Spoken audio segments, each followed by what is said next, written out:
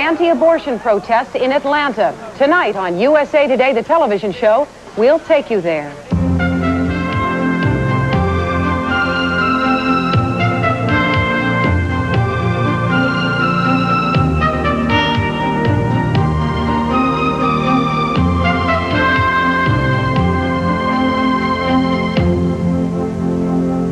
Good evening and welcome to USA Today, the television show. Our cover story tonight in the USA section, violent anti-abortion protests in Atlanta. Each day in this country, 4,000 women enter clinics and hospitals to have abortions. In Atlanta, anti-abortion activists have vowed to shut down some of those clinics, and now their protests have turned ugly. Each day, the police are getting tougher, and last night, a judge ordered the demonstrators to stop blocking women from entering the clinics. At several clinics in Atlanta which perform abortions, there have been confrontations like this one. Police in riot gear squared off against hundreds of demonstrators. Patients at the clinics have needed escorts to get safely inside. They're going to tell you it's just a blob of tissue, but I've had 2 abortions. I know the lies they're telling you.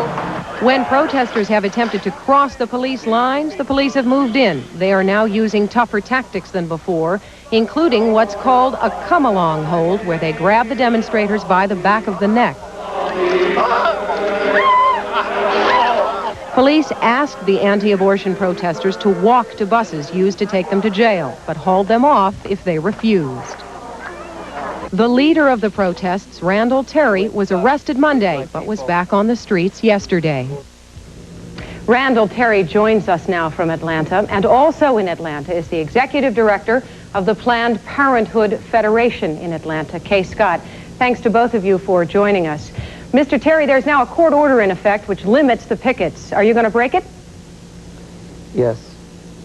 No court order that prohibits us from rescuing innocent children from death and mothers from exploitation should be obeyed, any more than a court order to stop smuggling blacks to freedom in Canada during the Underground Railroad, or a court order to prohibit German citizens from rescuing Jews from the Nazis should have been obeyed. Kay Scott? We have to obey the... Pardon me? You are down there as well. They're going to break the court order. What are you doing? Well, we have a whole group of pro-choice community support that's trying to make sure that the access to safe and legal abortion remains so. I'm really outraged that the Operation Rescue people would come into Atlanta to close down services and really endanger the lives of women. It's only been 15 years that we've really had legal abortion. Prior to that, as you know, we had women die and were mutilated from back alley abortion. Ms. Scott, are people canceling their appointments this week at those clinics? Right, absolutely not. I think that the tactics of harassment and verbal and physical abuse, and most important to us, the invasion of privacy, has not stopped women from having the access to abortion. Mr. Terry, what is your attitude toward the people trying to go in those clinics? Would you hurt them? Oh, absolutely not. Her rhetoric is so inflammatory that it's filled with lies. First of all, she knows that there are women who have canceled their appointments to have their children killed. There are women who have not showed up to the abortuaries because of the presence of the rescuers there. And that's what a rescue mission is all about. Our people have been peaceful, they have been prayerful, they have not been yelling out, there has been no violence. For the women that are going in, our attitude toward them is that they're in a crisis pregnancy, they need help. Many of them are under pressure from boyfriends, husbands, parents. Well, I'm just not sure that we have, that we're seeing the same event, because I have been online and I have heard people say very hurtful things to women. I have heard people be threatened by going in. I have seen their access. I have seen their access blocked. I think that the ultimate. Excuse me, Mr. Terry. I gave you your time, Mr. Terry. I haven't ever seen you there before. Excuse me, Mr. Terry. Both of you, I would ask both of you to be courteous to each other. Go ahead, Ms. Scott. The ultimate agenda of Operation Rescue is to really impose their religious beliefs on the entire country and Atlanta for the present.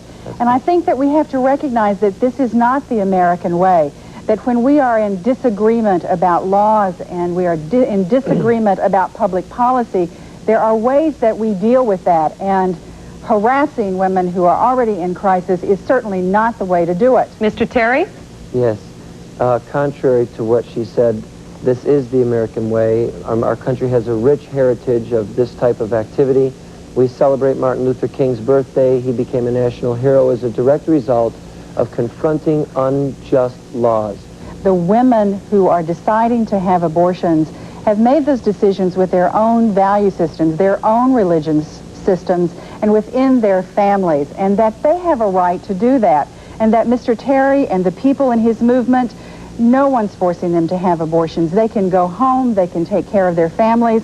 They shouldn't be troubled with this issue. I have one final question for both of you. Mr. Terry, I'll start with you. Are you winning your crusade, do you think? Well, we're at the front end. I mean, it took years and years for the civil rights activists to broaden their rights, and it might take us years to restore the civil rights of the children. But in the past 5 months, like I've said, this rescue movement has mushroomed. I think you need to understand that 76% of the people in Georgia support an individual woman's right to choose, and that mirrors the country as a whole. The other thing is that the Atlanta pro-choice community will not allow the clinics to be closed. It is a woman's constitutional right. We will not go back to the bad old days of illegal abortions where women died. It's a very emotional topic, and I thank you for joining us. Kay Scott in Atlanta. Thank you. And Randall Terry. Thank you. Thank you so much. 2 national studies on why women get abortions will be released tomorrow by the Alan Guttmacher Institute. Here are some of the findings. 3/4 of the women who chose abortion said having a baby would interfere with work or school or other responsibilities. 2/3 said they could not afford a child. Finally, the study found that poor women are about 3 times more likely to get an abortion than are women who are better off financially. Up next, Kenneth Walker in Money and the story of a new health plan aimed at protecting children. Stay with us.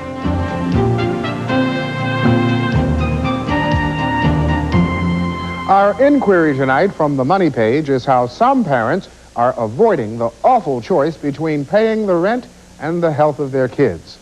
But first, oil prices continue dropping today, falling below $12 a barrel for the first time in more than 2 years.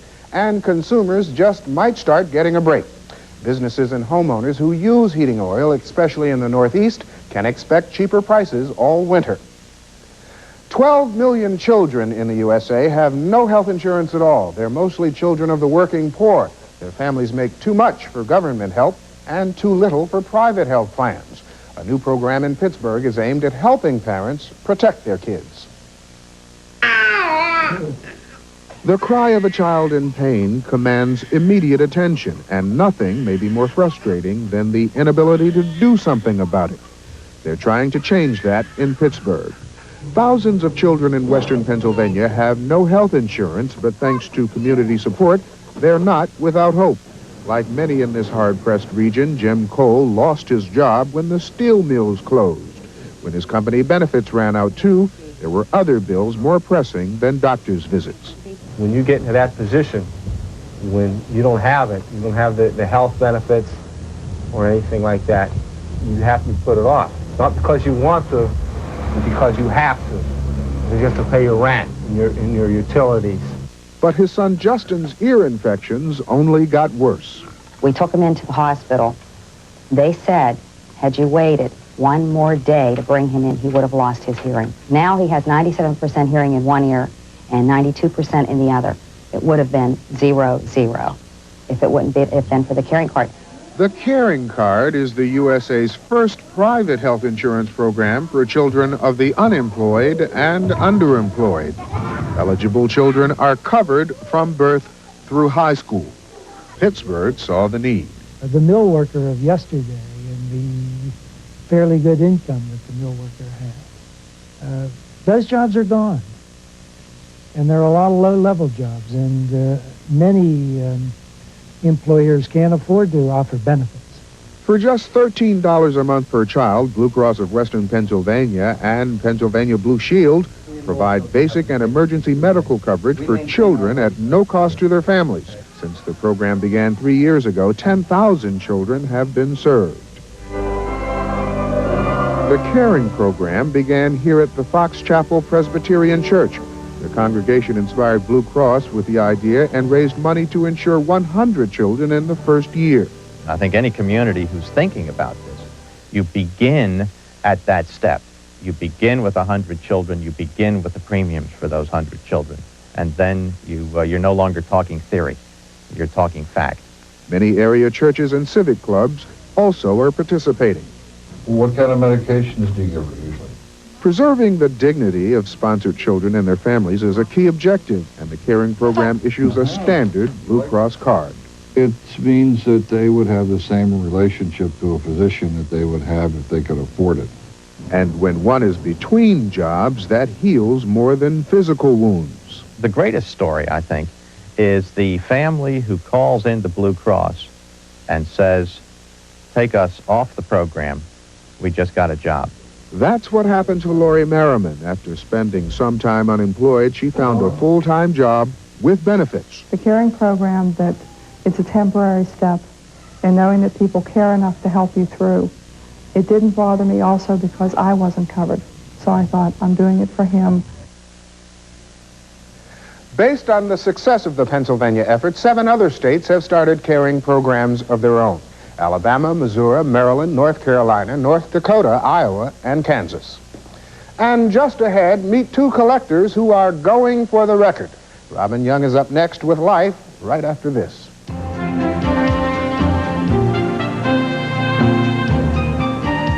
Tonight from the Life pages, a Whiz Kids possible cure for cancer, an eclectic record collection, and this warning for parents of fast-lane babies. If you think that trendy exercise and swimming classes are good for your newborn, take note. The American Academy of Pediatrics today issued a policy statement against them. Doctors are seeing bone fractures, dislocations, and muscle tears as a result of the new infant aerobics, and this may come as a shock to parents in the age of designer childcare. But the doctors say the best exercise for infants is for mom and dad to play with them. Well, if you have ever felt that you just can't keep up with recent record releases, our next subjects will have your sympathy. They own a company called Archive, and they are trying to collect every record recorded since 1950. This is it. This is what we were looking for. It's Tammy, and she does a version of The Swim in Spanish and Jamaica Ska, the Annette Funicello song. Bob George and David Wheeler are not your average record collectors. They've accumulated nearly 250,000 discs. We're sort of the dumpster of popular music, you know. We collect literally everything. That's flexi discs, records on paper, sound recordings in any format, any shape or size. They also have thousands of press kits, magazines, and books. Okay, according to the official book of the Deadheads, this work is serious. Archive does research for musicians and writers, and they're devoted to saving records and resources that might otherwise disappear without anyone noticing.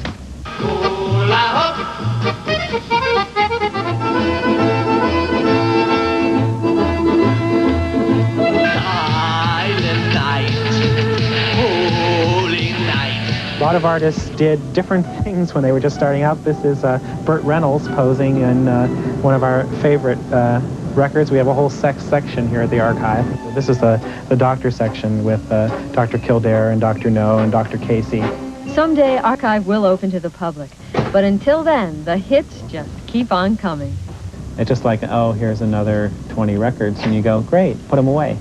By the way, they're looking for a copy of Robert Mitchum singing Calypso. So if you have it, give them a call. And one additional music note this evening, Elvis Presley's 20-year-old daughter, Lisa Marie, was married this week. The groom, 23-year-old Danny Keough, is a musician. And finally, in the Life section this evening, a 14-year-old with little more than a basic chemistry background may have come up with a way to fight cancer, and that's vindication for a school outcast who thought he was stupid and actually didn't do well in school because he was bored. This Friday, he will be the first child to reveal a new method of chemotherapy to the American Federation of Clinical Researchers. We're just, like, cautiously optimistic that it might be very beneficial. Ray Bateman and his mentor, Dr. Glenn Tisman, spent 1,300 hours researching drugs to kill cancer cells. We've taken an old drug and we've given it new life by mixing it with a vitamin. This all started while Ray was growing up in Huntington Harbor, California. His parents had a sneaking suspicion that their son was more technically inclined than the other kids. I would say by the time he was 3, we began to understand it. For instance, the vacuum cleaner breaks. He takes it apart and he fixes it. One day, after Ray assembled the stereo of his next-door neighbor, Dr. Tisman, he was invited to his lab. He hands me about 5 or 6 manuals and says, read these tonight, teach me how to use the equipment tomorrow. We acquired some very elaborate instrumentation for measuring blood levels of chemotherapy drugs. And that's where Ray came in developing an assay to measure the blood levels. The two then put their minds together to analyze drugs that fight cancer. Their findings show that in limited testing, some tumors have responded to this experimental treatment. Yesterday, Ray presented their paper to the staff at Tisman's Hospital in Whittier, California, to rehearse for Friday's presentation. Working with Ray was actually a very good experience for both of us, I think. If it wasn't for the candy wrappers that he left in the laboratory, everything would have been fine. By the way, Dr. Tisman says it's only fair that Ray present their paper. He not only set up and analyzed the experiment in ways that never occurred to Tisman, Ray was also the only one able to put together the lab set. And here's what else is happening across the USA. Did you ever want to spend a night in jail? Well, the St. Clair County Sheriff's Office in Belleville, Illinois is hosting a Slumber in the Slammer party on October 28th and 29th in case you want to.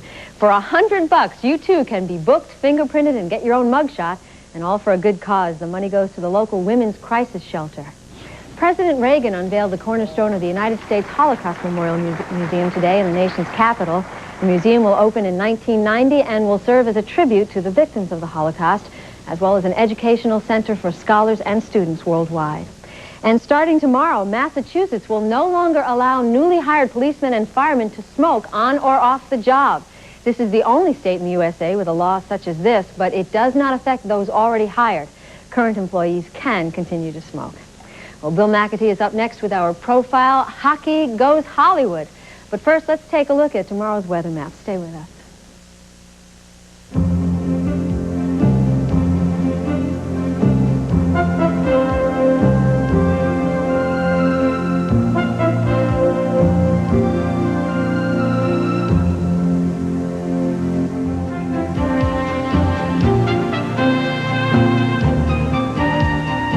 Our profile tonight comes from the sports page. The National Hockey League season begins tomorrow, and hockey is trying to go Hollywood with Wayne Gretzky. Of course, the other big story in sports, the baseball playoffs. In Boston this afternoon, the American League Series began, and the Oakland A's, led by Jose Canseco, won Game 1. Game 2 is tomorrow. Over in the National League, the New York Mets are in Los Angeles, and one of the Mets stars says he might want to stay in L.A. Darryl Strawberry says he wants to go home and play for the Dodgers when his contract expires in 1990. For now, though, it is simply Dodger bashing because it was Darryl who was a big part of that ninth-inning rally when the Mets came back to win Game 1. And speaking of moving to L.A., can Wayne Gretzky bring the glamour of show business to the blue-collar sport of hockey? That's what the L.A. Kings are counting on for their $35 million investment. Announce, and I guess more important, confirm that the Edmonton Oilers have agreed to trade Wayne Gretzky to Los Angeles. It was a stunning move, much like the day the Boston Red Sox traded Babe Ruth. And Canadians seemed to weep a collective tear. Wayne Gretzky felt the same emotion as he said goodbye. There comes a time when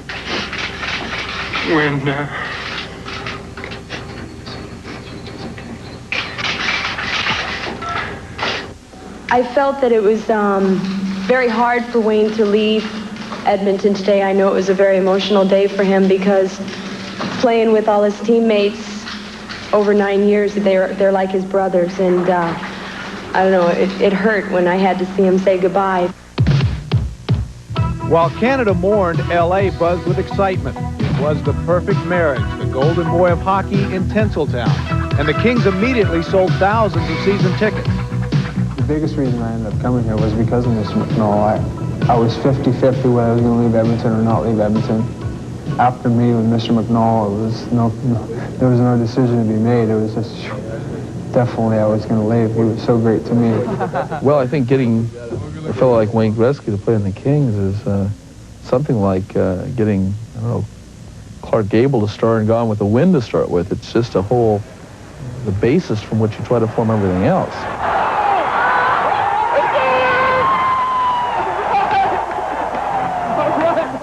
This is a show business town, and if and it's showtime when the Lakers play, And if the Kings can have their own version of Showtime, the people will turn out in droves to see the Kings.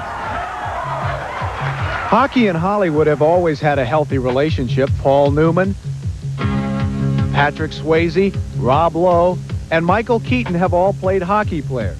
But the Wayne Gretzky story, is there a movie in it? I like to call it Cinderella. If we're lucky, I think that this team has a lot of possibilities. Cinderella? Cinderfella. All the King's Men might not be bad, and then have Gretzky leading the way. Titled by the owners would probably be Out of the Red into the Black. Top Gun could have been done with Wayne Gretzky. We're going to be contenders, and we're not far away from winning the championship. And at the end of the season, I'll be able to tell you what the name of that movie would be. I think you got to go with Golden Child. Well, whatever it is. His impact has already been felt. Absolutely. You can sell anything in L.A., he'll be a hit. Yeah, and I think you want it to be trendy, too. I mean, you want celebrities there, and then it becomes the thing to do, just like it is with the Lakers. Right. Tomorrow night, by the way, the story of Jimmy Connors as the bad boy of tennis grows up. I hope you'll be with us then. For now, good night. See you tomorrow. Good night. Travel arrangements furnished by Delta Airlines. Where the sun goes, so does Delta. To Florida, the Bahamas, California, Mexico, and Hawaii. At Delta, we love to fly, and it shows.